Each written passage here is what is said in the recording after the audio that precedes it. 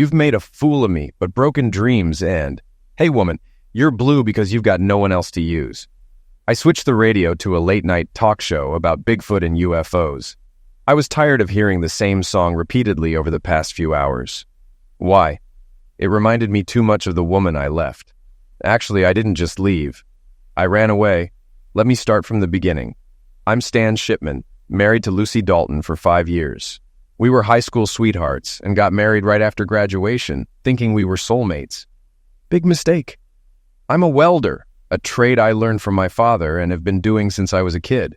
After high school, I quickly earned my welding certificate and started working, earning good money, even doing underwater welding. I made enough to pay for Lucy's college, and now she's a paralegal at a law firm downtown, so why am I running? It's because of Lucy and her friend. Lucy was sweet and bright when we were younger, but things changed. I loved her and happily paid for her college, surprising her parents by doing it without debt. But after she started working at McMaster and Fredericks, things went downhill. Her female coworkers influenced her badly, and she began going to parties with them.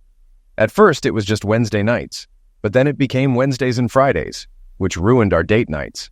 When I reminded her, she insisted on going out with her friends and suggested we could go out on Saturdays instead. Her late nights got worse, and she wouldn't answer my calls, always going to voicemail. Finally, I had enough, so I sat Lucy down to talk one Saturday morning over coffee. "We need to talk," I said. "About what?" she asked. "Your Friday night parties. We used to have date nights, but now you're out until almost 4 in the morning. What's going on? I hardly see you." "I just go out with the girls from work to relax and have a few drinks," she said. "Sometimes we dance." "These clubs close by 1 a.m. Are you seeing someone else?" I asked. "No," she sighed. "We sometimes go out to eat afterward." "But until 4 in the morning?" I pressed. "Sometimes," she admitted. "This needs to stop. You're either my wife or their friend." "I feel like you're taking advantage of me," I said. "I'm sorry," she said. "I'll stop going out on Fridays if you want." "I think that's a good idea," I said. "We can spend time together." She agreed and went to shower. While she was away, I installed a phone tracker on her phone for my peace of mind. Things were fine for a few weeks, but she soon returned to her old habits. I used the tracker to find out where she was. After work on Friday, I cleaned up and headed to the bar where she and her friends were. I spotted her with a group, chatting closely with a guy. They didn't notice me until I was right at their table. "What do you want?" the guy asked. "I just got home from work and decided to grab a beer," I said, surprising Lucy. "Aren't you going to introduce me to your friends?" Lucy looked embarrassed. "Everyone, this is Stan, my husband. Stan, this is everyone." "Hello, everyone," I said sarcastically, noticing she wasn't wearing her wedding ring. "I took the rings off so I wouldn't lose them," she explained. "Sure," I thought. The guy next to her stood up and introduced himself as Jake Rollins. "We work together a lot," he said with a smirk, trying to intimidate me with a handshake. I squeezed his hand harder until he felt pain. "I was just about to ask your wife to dance, if you don't mind," he said. "Is that true?" I asked Lucy. She nodded. I saw it as a chance to find out more, so I said, "Go ahead. But remember, she's my wife, and I'll be watching." As Lucy stood to dance, I took Jake's seat and ordered a beer. Most of the others had already left. "You don't own her, you know," the girl next to me said as I waited for my beer. "And you are?" I asked. Marie Compton. I've been mentoring Lucy at work." "So, Marie, why do I need advice from you?" I asked. "I'm Lucy's friend and mentor. The partners at the firm have big plans for her," she said smugly. I didn't like her attitude. "I never said Lucy belongs to me, but I am her husband. If something affects our marriage, I need to know. Stan, Lucy needs to expand her horizons. All she knows is college and you. She needs to spread her wings." "Spread her wings? Anything else she needs to spread?" I asked. No need to be rude, but yes, there are probably other things she needs to experience. You'll benefit in the long run." "How?" I asked. "Maybe she'll learn something she can bring home to you," Marie said. "You probably pick up new skills when you work, right?" "No, Marie. I go to work, do my best, get paid, and come home. I love Lucy and wouldn't hurt her or our marriage." "Maybe you need to broaden your horizons," she said with a smirk. "I take my wedding vows seriously," I said. "I believe Lucy does too. I don't see a ring on your finger. Ever been married?"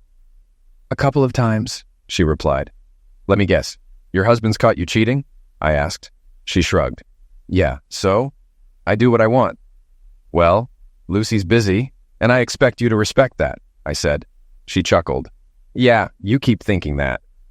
Just then, Jake and Lucy returned from the dance floor. I stood up so Lucy could sit between me and Marie, blocking Jake from sitting next to her. So, Lucy tells me you're a welder, Jake said. How much do welders make? $15 an hour? More like $35 an hour or more for underwater work. Didn't Lucy tell you? I paid for her college tuition, I said. So you're paying her student loans? He asked. No, I paid her tuition up front. I also bought her a new Toyota, I said. Damn, I didn't know welders made that much. I must be in the wrong business. Bet you get a lot of women on the side when you're out of town, huh? He asked. No, I work 16-hour days when I'm away. Like I told Marie, I take my wedding vows seriously, I said. Sure you do, Jake said smugly. I was getting annoyed. I turned to Lucy. Did you drive here? Yes, she replied.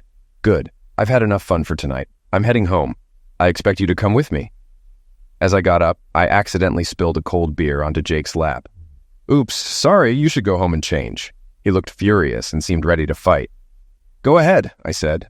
He saw the look in my eyes and backed off. Smart move, I turned to Lucy. Are you coming? I'm right behind you, she said quietly. I noticed Marie glaring at me. I walked out without looking back. Lucy arrived home a few minutes after me. I grabbed a beer and waited for her in the living room. She barged in, her face red. What the hell was that? She demanded. You embarrassed me. Did I? I replied. Are you following me? She asked. I shook my head. No, I just wanted a beer and was surprised to see you with work friends, I said, realizing I had lied to her for the first time. I felt embarrassed. Imagine how I felt seeing you take off your wedding ring. Like you were ashamed to be married to me, right? Her face softened, and she sat next to me. Of course not, she said. I work with these people, especially Jake. Anne Marie? I asked. What's her role? She's above me. She mentors me at work. Does that include spousal advice? I asked. What do you mean? While you were dancing, she said you need to expand your horizons. Be honest, have you been cheating on me? No, she said, avoiding eye contact. I wondered if she was lying. You know, I can't forgive that, I told her. Marie said you might cheat while you're away, Lucy said. Do you think I do? No, she said quietly. I've never cheated and never will. I love you too much. When I'm away, I'm too busy working. I know, she said. I've seen your payroll. You paid for my college, bought my car, and covered our bills. I've been saving for a house down payment. Marie's advice is nonsense. You didn't like her, did you? Lucy asked. No, I don't trust her or Jake. Did you know she's been divorced twice for cheating? Lucy looked shocked. How do you know that? She told me. I think they're up to something and trying to drag you down. You haven't done anything wrong, have you? No, Stan, I haven't. Then what? I like going out with them, she admitted. I like being with you, I said. Can you start spending more time with your husband? Sure, she said, hugging me. I'm sorry. It's okay, I told her. I've always wanted 3 things: to be married to you, to be the best welder, and to have a family with you. She smiled. Well, you've got the first 2. Do you want to work on the third? I smiled back. Let's go. We ran to the bedroom and spent the night making love. Things seemed to settle down for another couple of months. Lucy stayed home on Fridays, and I made an effort to be more attentive and loving. I deliberately stopped mentioning Marie or Jake because I trusted Lucy would do the right thing. Then it happened. One Friday night, I came home to find the house dark, with only a few candles lit on the dining room table. The aroma of lasagna drifted from the kitchen, and I assumed Lucy had prepared something special. I walked into the dining room and saw our best china on the table. Turning around, I saw her, my beautiful wife. Do you like what you see? She asked. I nodded. I'm glad, she said. Tonight is going to be special. Why? I asked. It's a surprise, she replied. Go get cleaned up and then sit down while I finish dinner. I went into the bedroom, washed up, and changed into my work clothes. By the time I returned to the dining room, Lucy had already served the lasagna and poured us each a glass of wine. I loved Lucy's cooking, especially her lasagna, always covered in cheese and filled with meat and mushrooms. I don't know what's more tempting, you or the lasagna, I said as I sat down at the table. She giggled. Well, I hope you enjoy both tonight, she said with a smile. I dug into the lasagna, which was delicious as always. Once I finished, I started feeling a bit strange. I tried to stand up, but felt so dizzy that I nearly fell over. I looked at Lucy in confusion. What had she done? I wondered. I tried to speak, but it was incredibly difficult. What? I started to say, but the next moment I collapsed to the floor. When I finally came to my senses, I found myself tied to a chair in our bedroom. My hands were strapped to the chair's arms, and my feet were strapped to its legs. What the hell just happened? I asked myself. Anger surged through me, and I screamed, "Lucy, what the hell is going on?" A few minutes later, Lucy walked into the bedroom, but she wasn't alone. Marie was with her. "What the hell is this?" I demanded. "Get me out of this chair now." "I'm sorry, honey," Lucy said. Marie thought this was the best way. "Best way for what?" I demanded. "So you can see your wife expand her horizons," Marie said calmly. "Was it your idea to tie her to this chair?" I asked. "Of course it was," Marie replied. "And you agreed to this?" I asked Lucy. "Do you know what this means?" "I'm sorry," Lucy said. But Marie insisted it was the only way out. "Believe me, it won't affect us. I still love you, and I've never fantasized about this." "Yes, it does affect us. I told you I wouldn't tolerate cheating. And what the hell is this thing you put on me?" I asked. "I swear to God," I said to Lucy, "I never fantasized about this. If you don't untie me from this chair and get this thing off me right now, we're done."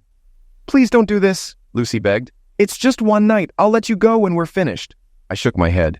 "You're not that stupid, Lucy," I told her. "Let me go right now."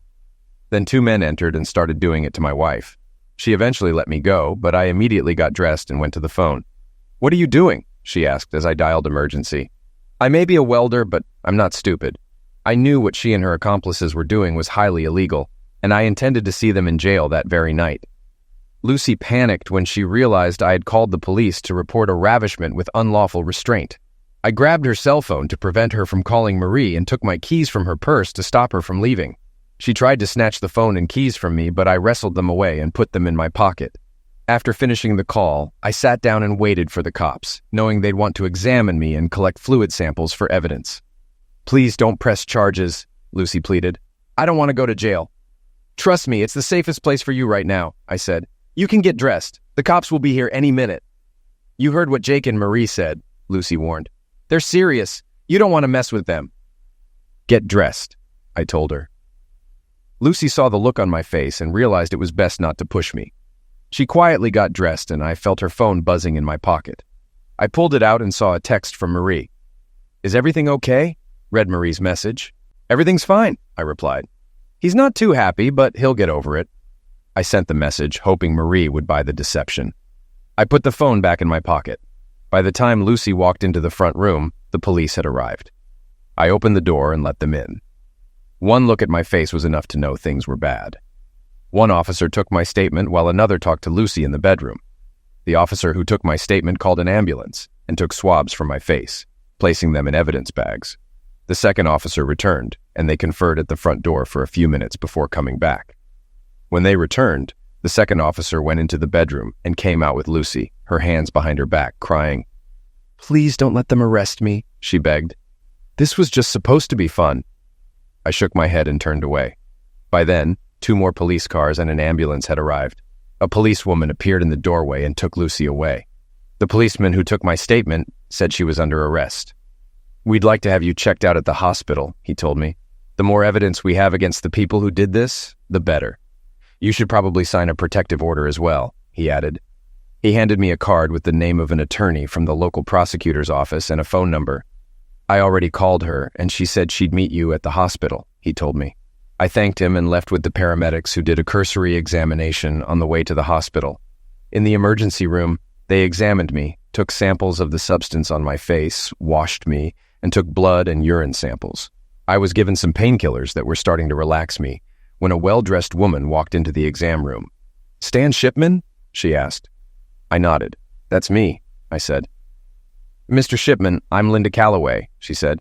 "I'm the assistant district attorney assigned to your case. How are you feeling?" "I felt better," I said. "A little tired right now. They gave me something for the pain." "Mr. Shipman, the officers who brought you in informed me of the situation," she said. "I've also been informed that the other woman and the 2 men who assaulted you are in custody and are in the county jail awaiting a hearing. I'm requesting that they not be released on bail, but they will likely be released on their own recognizance." The company they work for has a lot of influence in the county. That's why I've taken it upon myself to seek a protective order for you. Thank you for that, I said. Do you think it will help? She shrugged.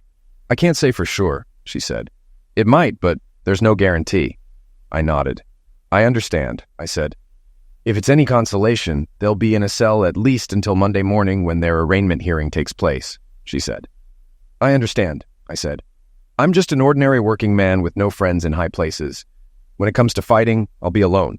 You have me, Mr. Shipman, she said with a hint of reproach. As long as you don't do anything stupid. But you might want to hire a divorce lawyer, unless you plan to stay married to your wife. No, I'm done with her, I said. She nodded understandingly. I'm told you'll be kept overnight for observation, she said. And that's good. Since your apartment is now a crime scene, they'll need time to go through everything and gather evidence. By the way, do you have a weapon? I shook my head. No, I don't own one, I told her. Good, she said. Just so you know, we have lock laws in our state, so you can defend yourself in your own home. I'll keep that in mind, I said. The next morning, after breakfast, my parents visited. They sat quietly as I explained everything. When I finished, my father was furious. What are you going to do, son? He asked. I'm going to divorce her, I said. He nodded approvingly. Good. Is there anything we can do? I need a good divorce lawyer, I said. I know a few, he replied. I'll find someone, and I'll give you a ride home after you're discharged. Thanks, Dad, I said. I'll call you when I'm ready. Get some rest and don't do anything stupid, he added with a smile. We all laughed, and they left after my mom hugged me. Later, Lucy's parents visited. We always got along well, and they were like second parents to me. I told them what happened. You're filing for divorce? Her father asked. Yes, I nodded. I can't live with what she did. I understand. Is there anything we can do? Her mother asked.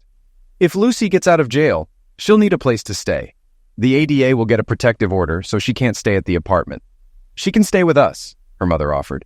Thank you, I said, and they left. The doctor came a couple of hours later, examined me, and deemed me fit for discharge. The nurses began the paperwork. I called my dad, and my parents arrived just as the paperwork was finished. After getting instructions from the nurse, they helped me into the car, and we drove home.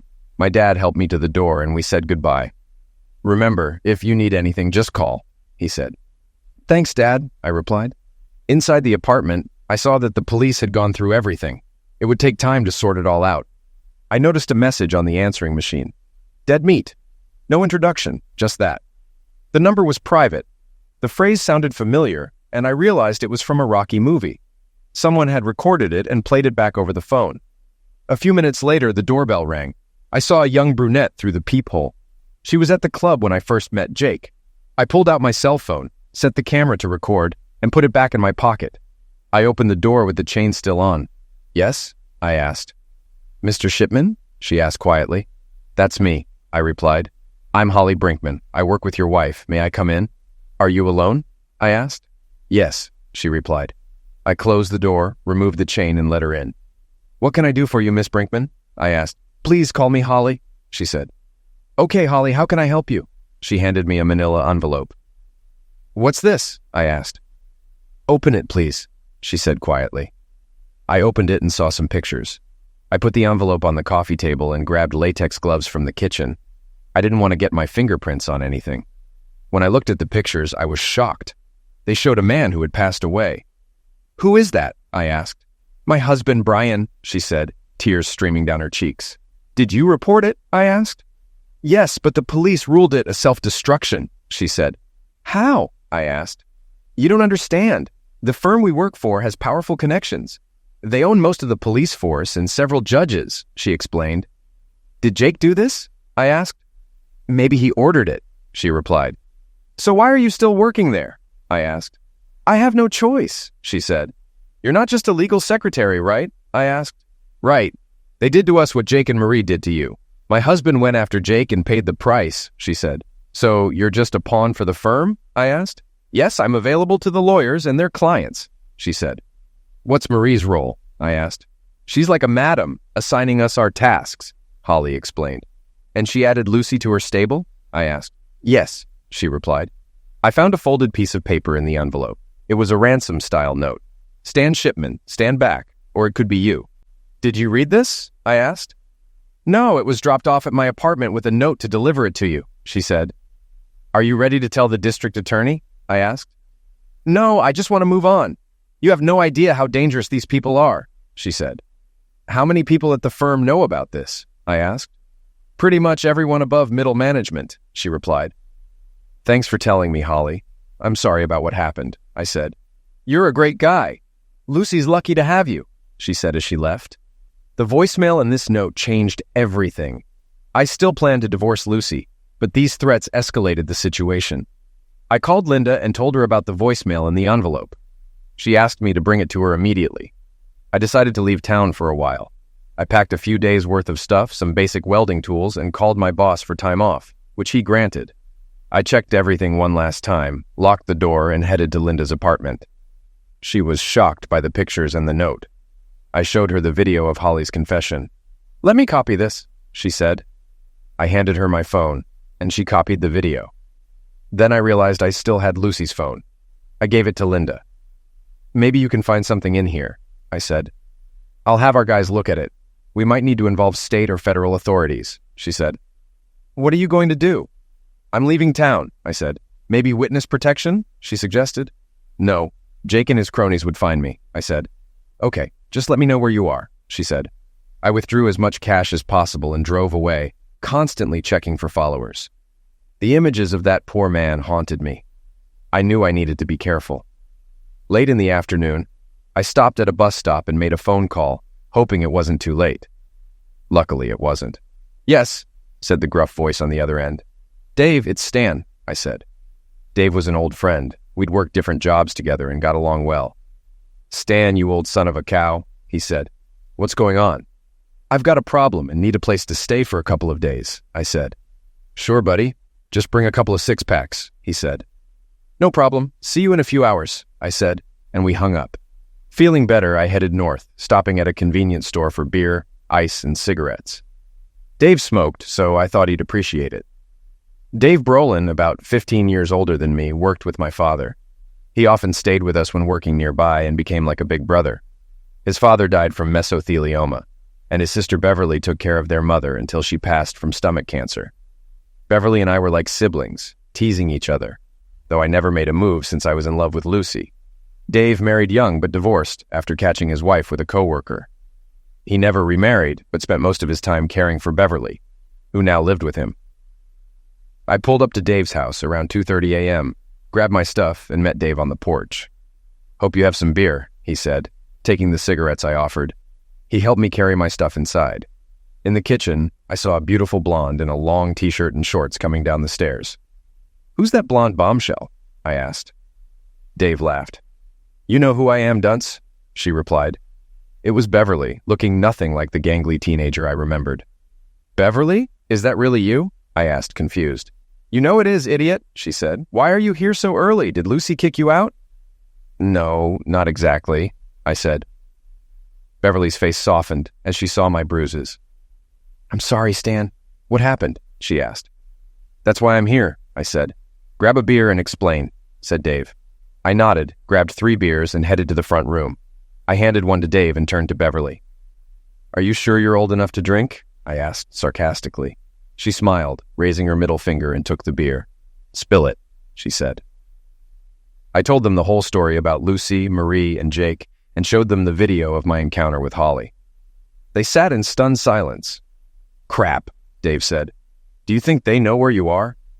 I don't think so. I haven't seen any cars following me, I said. Luckily, we're at the top of the hill and can see anyone coming. I still have the weapon I bought from your father. You remember how to shoot, right? Dave asked. Yeah, but I haven't touched a weapon since Mikey's accident, I said. Years ago, my younger brother Mikey accidentally shot himself in the leg.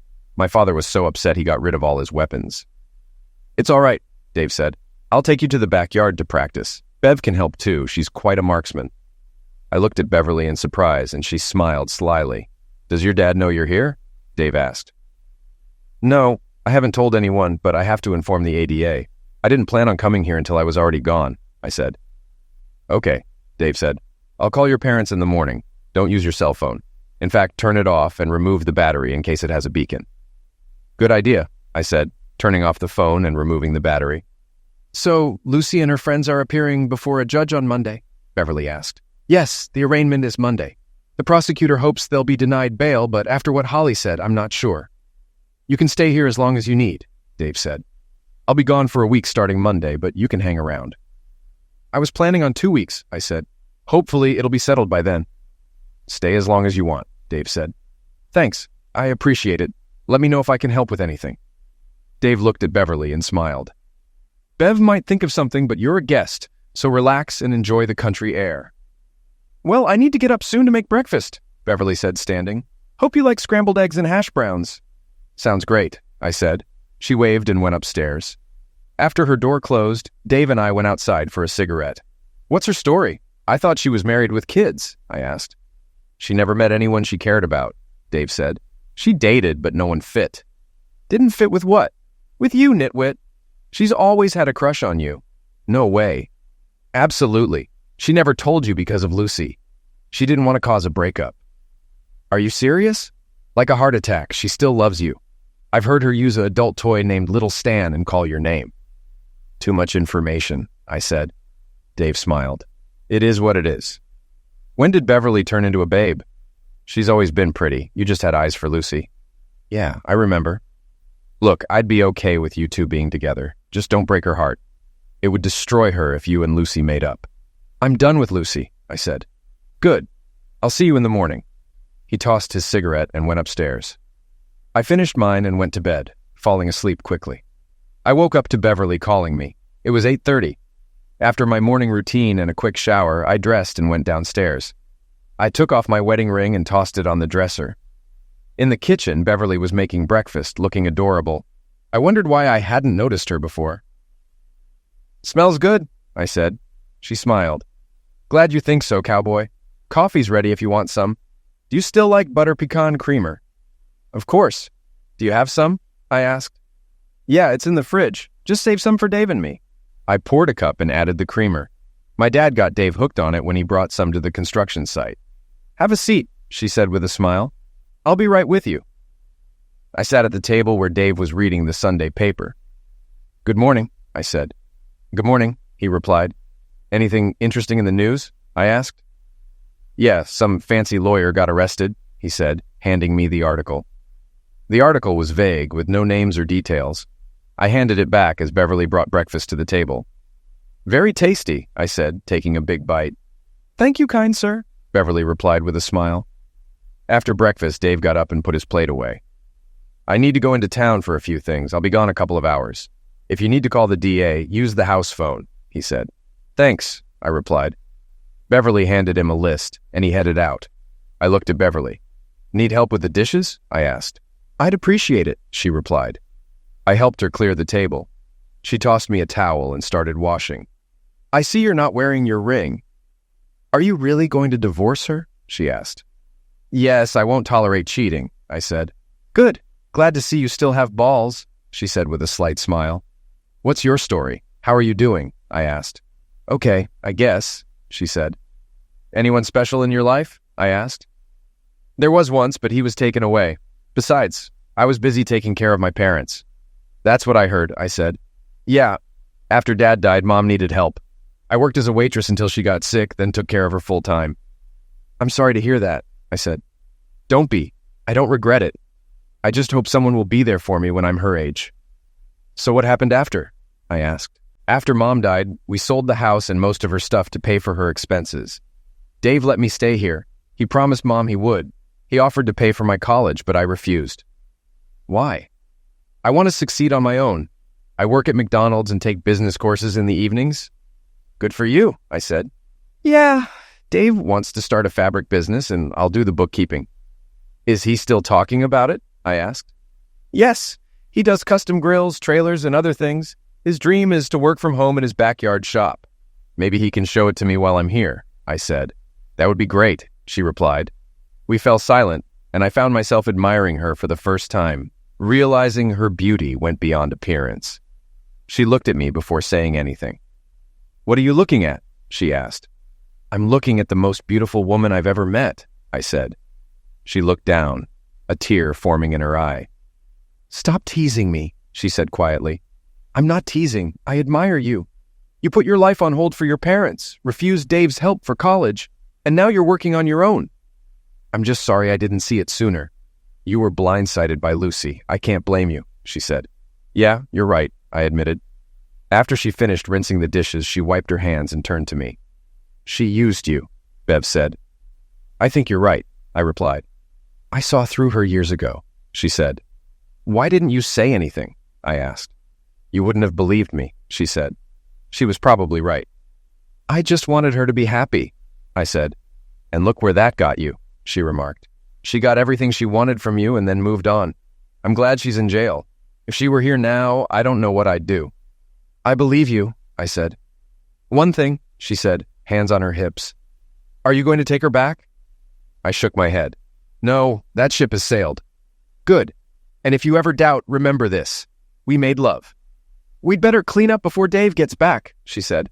I have some meat to prepare for tonight, so why don't you take a quick shower? I'll be up soon.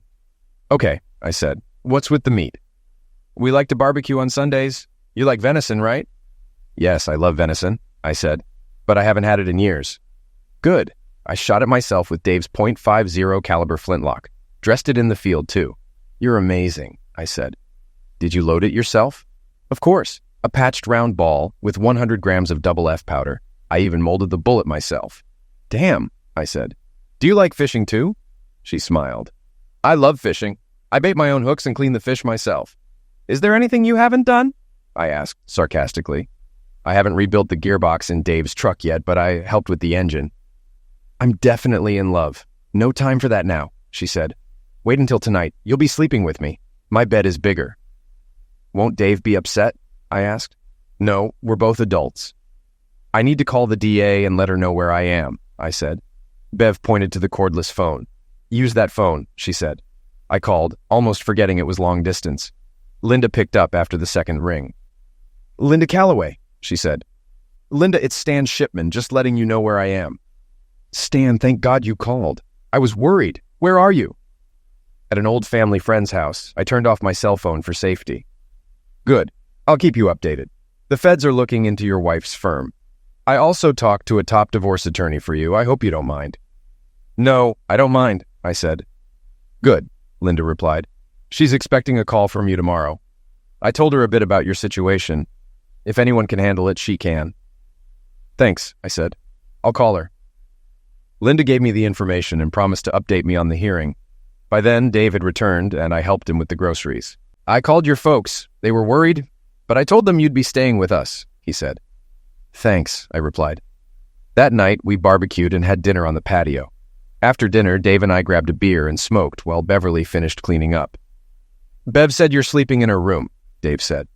For how long? I think so, I said, feeling a bit awkward. Do you love her? He asked. Yes, I do, I replied. Good. You should have realized it sooner.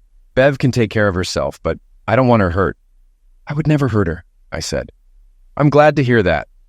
Welcome to our family, he said, shaking my hand. Just don't keep me up all night. I laughed. I'll try. That night, after Bev and I made love, I held her and thought about our future. I felt more content than I had in a long time. What are you thinking about? She asked quietly. The future, I replied. Huh? She asked. Where do you see yourself in 5 or 10 years? I asked. I don't aspire to a high-powered career. I just want a faithful husband who loves me and a family to take care of, she said. What about your classes? I asked. That's mostly for Dave, she said. When he starts his business, he'll need help. What do you want out of life? I want a faithful wife who loves me as much as I love her and a family of my own. I thought I had that with Lucy, but it didn't work out. What about your job? She asked. I like it. Sometimes it takes me away for a couple of weeks. Can you handle that? She laughed. My brother's a welder like you. I know what to expect. I can handle it as long as I know you'll come home to me. I wish I'd met you before Lucy, I said. Me too, she said. But we'll get through this together. We're a team. I'll always be there for you. I love you, I said, kissing her. I love you even more, she said, hugging me. I fell asleep feeling truly loved. The next day, Beverly got up early, made breakfast, and got ready for work. On her way out, she kissed me and said she had school that evening. I'll be home by 9:30. You guys will have to manage on your own, she said. Remember, I love you." "I love you too," I said, returning her kiss. "What about me?" asked Dave with a smile. Beverly laughed and gave him a peck on the cheek. "Stay out of trouble, okay?" she said as she left. "I need to call that divorce lawyer Linda recommended," I said, glancing at my watch. Dave pointed to the phone, and I called Bernice Goodwin's office. "Goodwin," said the receptionist. I introduced myself and asked for Bernice. "Miss Goodwin is expecting your call." "One moment, please." After a brief hold, Bernice answered. "Bernice Goodwin, how can I help you?" "This is Stan Shipman. Linda Calloway recommended you." "Yes, Mr. Shipman. Linda told me some of your situation. Normally, I prefer private meetings, but I understand that's not possible. We can do this online. Please tell me your story." I explained everything, and she listened patiently. "What are your expectations?" she asked. "I want as much as I can get. No alimony and my share of our assets." "We can do that. Your wife's criminal charges should help. Do you own any property?" "No, we live in an apartment." "What about suing Marie and Jake?" "Do what you think is right," I said. "Okay, I'll need to see your financial records. Do you have an email address?" "Yes," I said. "I'll send you some documents to sign and a checklist.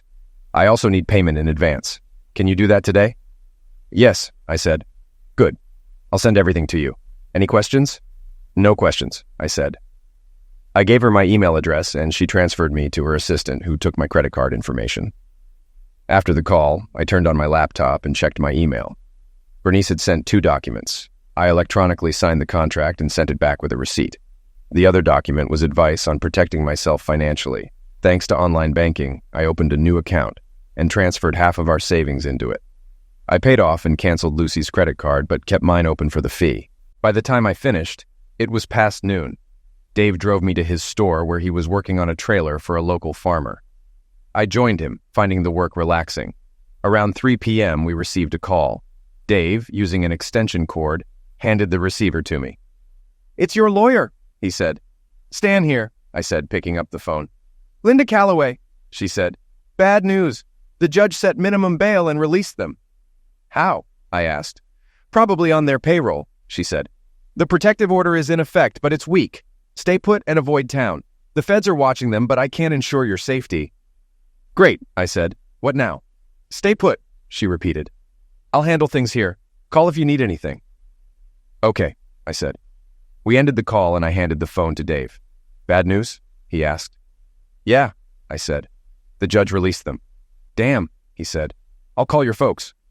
"I should do that," I said. Dave nodded and gave back the phone. I dialed, and my dad answered on the second ring.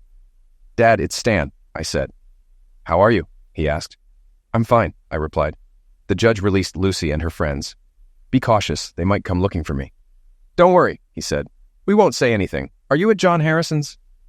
The question surprised me. John was a retired coworker who lived 2 hours south. I realized Lucy might be there now. "I'm at a motel about 50 miles south," I said. "Okay," he said. "Stay safe." "I will. I'm leaving in the morning. Let me know where you are." "Sure," he said. "Mom's in the bathroom. Tell her I'm okay and love her." "Will do," he said. "We'll talk soon." "Absolutely, Dad," I said. "Love you." "Love you too, son," he said. Before hanging up, I called Linda again. "Lucy and her friends might be at my parents' house," I told her. "I'll get federal agents there right away. Stay put," she said. I handed the phone to Dave. "What's up?" he asked. "I think Lucy is at my parents' house," I said. "I heard. Do you think they'll buy your story?" "I hope so, at least for a few hours. If they head to John's, I need to find a new hiding spot." "No," Dave said. "We're in this together. Stay put. I'll talk to the sheriff. Don't go anywhere." I nodded. A couple of hours later, he left the house and headed into town. After he left, Linda called back. "Stan, you were right," she said. "Lucy, Marie, Jake, and a couple of their goons showed up after the hearing. They tied up your folks and threatened them. They claimed they wouldn't reveal your whereabouts. We've issued an APB on them. They left one of their thugs here, and he's in custody now. Of course, he's not talking." "Do you know where they're headed?" I asked. "No, I don't. But I don't think they believed your story," she said. "Here, talk to your dad." A few seconds later, my dad was on the phone. "Stan, I don't think they bought that ruse," he said. "Are you guys okay?" I asked. "Yeah, we're fine right now. But I think Lucy and her friends are headed your way," he said. "What makes you think that?" I asked. "I overheard Lucy talking," he said. "Good," I said. Let Linda know to get the sheriff down here. I will, son, he said. Be careful, you hear? I will, Dad, I said. The next voice on the phone was Linda's. Where are you located? She asked. I told her where I was and gave her directions. Do you think Lucy knows where this is? She knows, I said. Good, Linda said. Stay where you are. We'll send someone as fast as we can. We finished talking, and I headed toward the house. As I was leaving the store, I heard a familiar voice. It was Jake. Gee, he said. Thought you could outsmart us, huh? Nice try telling your parents you're going south when really you're up north. Lucky for us, Lucy knew that's where you were going. Now move. He waved the weapon around. Get in, he said, pointing to a black SUV. I climbed into the back seat and saw Lucy smirking at me. Thought you could outsmart us, huh? She asked with a smirk. It's not going to end well for you, Lucy, I said. The cops will be here soon enough. Never mind, she said. It'll be too late for you. You should have just accepted the program. Now you're going to pay for it. Marie and Jake giggled. Jake instructed us to take them to a place along the creek bed at the bottom of the hill. So, you're planning to destroy me, right? I asked Lucy. She laughed. You know what they say. Dead men tell no tales, she said. Jake and Marie laughed. Why? I asked her. Why did you do that? She shrugged. What can I say? She asked rhetorically. He's richer than you. Besides, I don't want to be married to a welder for the rest of my life. I want the good life, and Jake can give it to me. Are you two done reminiscing? Asked Jake. We have things to do, and it's getting late. I'm sure you know what happens next, old boy, he said. Don't worry. Then I heard a rifle shot and 2 more shots. Lucy looked around, frightened, and tried to take cover behind Jake. In the background, I heard the distinctive sound of a 4-wheeler approaching. I tried to see who it was, but all I could see was a cloud of dust coming closer. Then it was upon us, and I could see long blonde hair streaming behind the driver. I knew it was Beverly. She stopped the 4-wheeler and jumped off, holding a hunting rifle. Once free, I sat back and watched her run up to Lucy. Don't you dare touch my man again, yelled Beverly. Do you understand me? Lucy slowly nodded. Sirens wailed in the distance. So Beverly walked over to the 4-wheeler and pulled out a flare weapon. She pointed it into the sky and fired a flare to signal the cops. Soon we saw flashing lights heading our way. Are you okay, honey? She asked, walking over to me. I am now, I replied. You saved my life. I'll never be able to repay you for that. Trust me, you'll have the rest of your life to make it up to me, she said with a smile. Soon we were surrounded by police cars. Dave pulled up in his truck and got out to check on us. One of the deputies called for an ambulance and a medical examiner. Are you okay? Asked Dave, coming up to us. I am now, thanks to Bev, I said. She saved my life. The sheriff took our statements and supervised the operation. By then, the ambulance had arrived, and the paramedics were tending to Marie and Lucy. She destroyed Jake and Ronnie, Marie yelled. Aren't you going to arrest her? No, the sheriff said. This is Dave's property, and the fortress doctrine applies here. Miss Brolin had every right to protect Mr. Shipman's life. Consider yourself lucky she didn't destroy you too. As I watched, the sheriff's deputies handcuffed Lucy and led her away. The sheriff informed me that he was charging her and Marie with attempted homicide and conspiracy to commit homicide.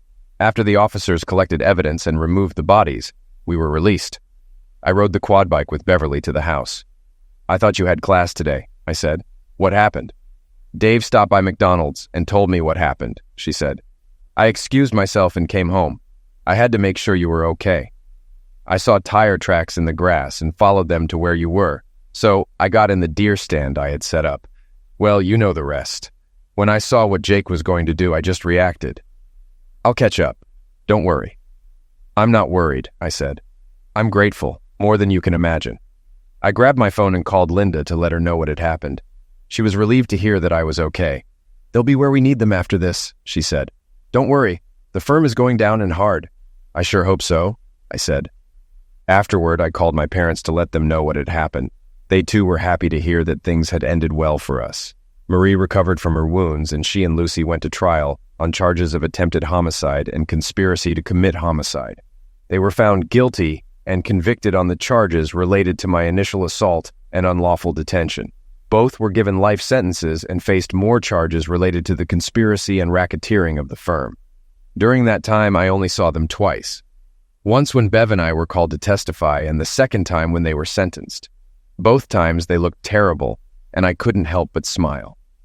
The bottom line was that neither of them would ever breathe free air again, and I couldn't have been happier. Meanwhile, Beatrice had secured a divorce, and because of Lucy's convictions, convinced the judge not to give her anything. She also secured a large payout for Marie and Jake's inheritance. By the time she was done, I was in the money. Yes, Bernice got some of it, but I was very happy with my share. The firm also paid a huge sum as the partners faced numerous federal charges, including racketeering and charges related to the mysterious end of lives of 2 other men.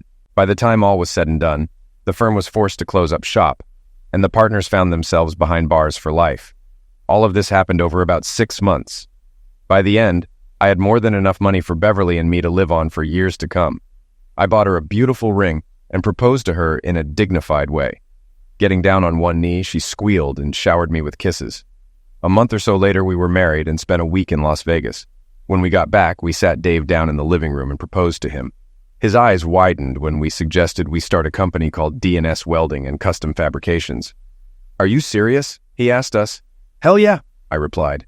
Beverly pulled out her spreadsheet and showed him the business plan she had drawn up. After studying it carefully, he leaned back in his chair. "You know, I think this could work," he said. "By the way, I almost forgot," he added and reached into his pocket. He pulled out a bunch of keys and held them out to us. "You know that lot on the south side?" "Yes," Beverly replied. "What's there?" "Did you see the new 2-bedroom house on it?" he asked. "Yes," she answered. "We thought you had sold that lot." "No," he said.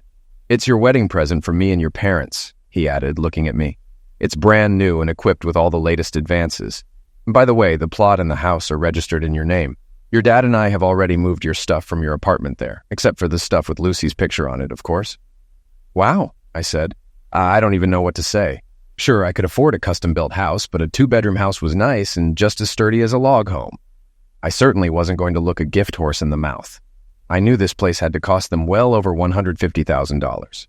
"Say thanks, partner," he said, holding out his hand. I smiled and took his hand. We found ourselves in a manly bear hug. "Would you mind if we went down there?" asked Beverly. "I'd hate to see you alone." "I'll be fine," he said. "Besides, I'll finally be able to get a decent night's sleep. I'm getting tired of listening to you moan all night long." We celebrated that night, and I called my parents to thank them for the gift. Later that evening, Beverly and I christened the master bedroom. Yes, I thought, lying in each other's arms. Things are shaping up just right.